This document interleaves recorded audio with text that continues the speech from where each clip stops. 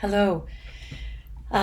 This will probably be a relatively brief video as I'm still trying not to re-trigger a migraine. I'm still recovering from the one that caused me to post this video after posting the readings. So there's just a few things that I want you to pay attention to as you do the readings if you haven't done them, or as you think about them coming into the class on Thursday if you've already read them. The first is a very general observation, which is that while it is always difficult to speak with complete confidence, no one can speak with complete confidence about the events of the past. All historians worth their salt know this. It is particularly difficult to access pre-colonial, pre-conquest pasts. And in the case of the Americas, trying to understand what life was like for people before the arrival of the Europeans is particularly difficult because the ways that we access those lives and that history is through the historical records that were created in the process of conquest itself, that were in fact created as a part of the tools of domination and control and conversion in the case of religious change, and a kind of massive attempt to change the very things that we are now, as historians and people interested in the past, looking at and trying to understand. So it is the case that all evidence, all historical evidence, is full of filters that we must try to understand and take into account when we're looking through them at the past. But it is in some ways most true when you're looking at the history of people who explicitly did not control the narrative, as in the case of pre-colonial peoples. It is even harder to understand the lives of women, indigenous women, prior to the arrival of indigenous people. This is in some cases because of unequal gender relations that pre-existed Europeans.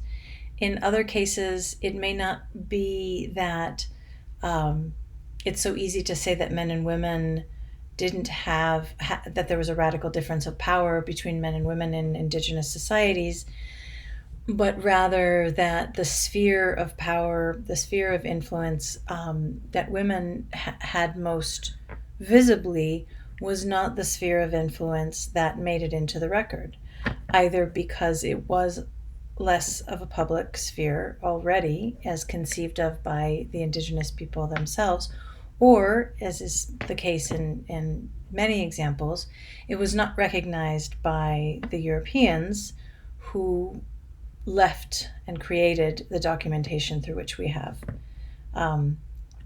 the ability to access these women's lives. So it is a difficult task to try to understand the subject of today. The second caveat is that in a course on the history of women and gender in Latin America from the colonial period to the 20th century, a class on what happened before that era for all of the Americas, for ostensibly all of Africa, in terms of gender relations and women's lives, is impossible, is a ridiculously oversimplified, any kind of attempt to tell that story is going to be ridiculously oversimplified.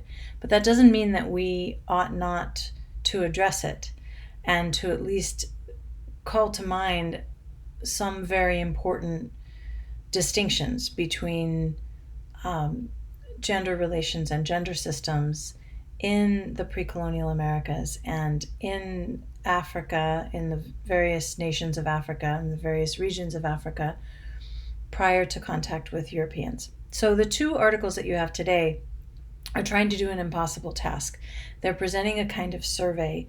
In one instance, Vieta Powers is looking at primarily central Mexico, which is modern day Mexico and modern day Central America, and the Andes, which is modern day Peru, Ecuador, Bolivia, and giving a series of examples about some patterns that are notably very different from the Europeans that arrived on the scene in the 16th century, in the 15th and 16th century.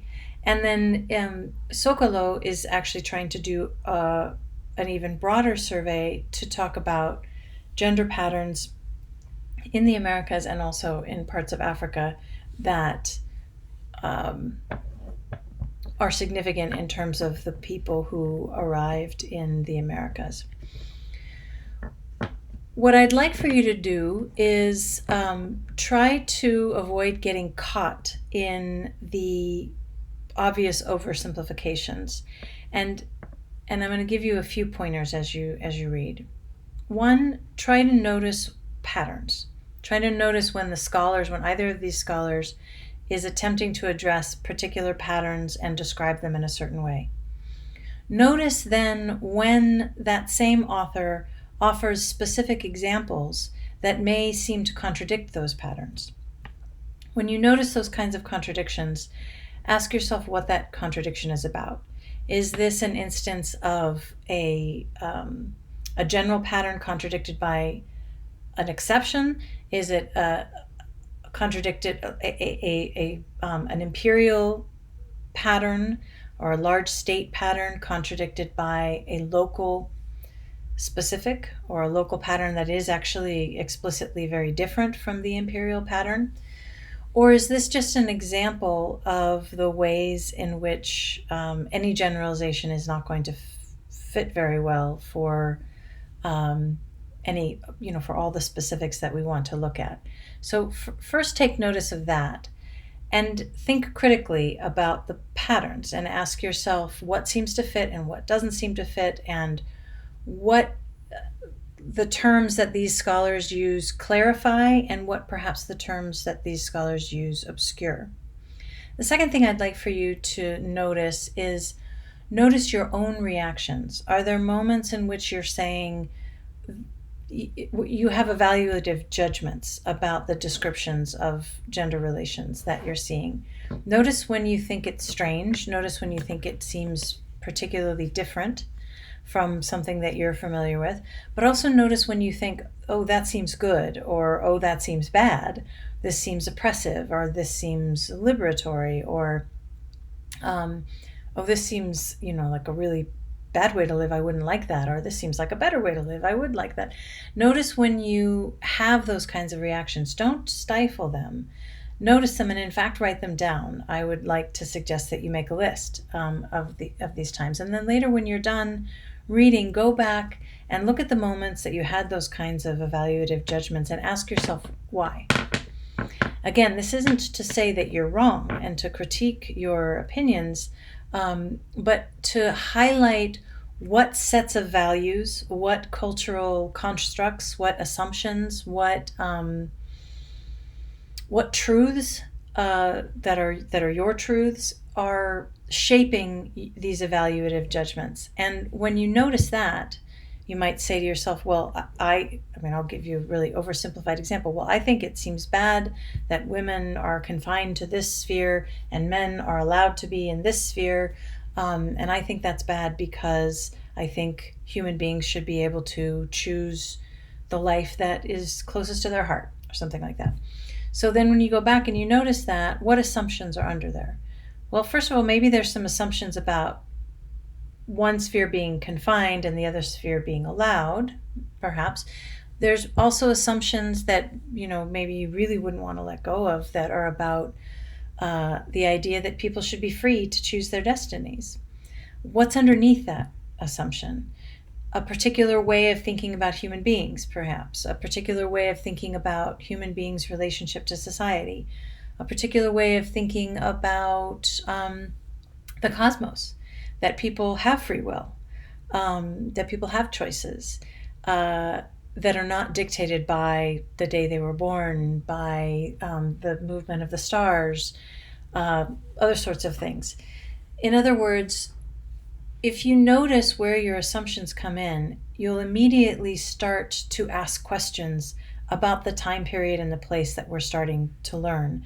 Things that you might not have noticed before because your own idea of how life ought to be um, might not allow you to even think of the questions. So I'm going to stop there for now, and I'd love to hear your questions when we meet on Thursday. There's a lot of these kinds of basic assumptions about human beings' relationship to nature, human beings' relationship to the cosmos, that